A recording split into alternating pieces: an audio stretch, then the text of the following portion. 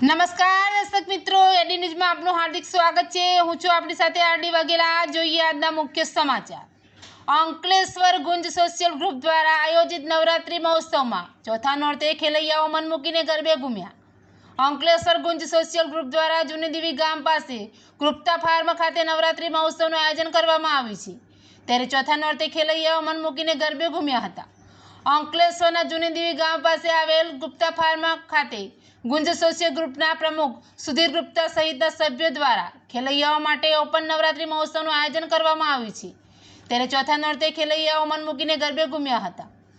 એડીન્યૂઝ સાથે રિપોર્ટ જયેશ પ્રજાપતિ, અંકલેશ્વર।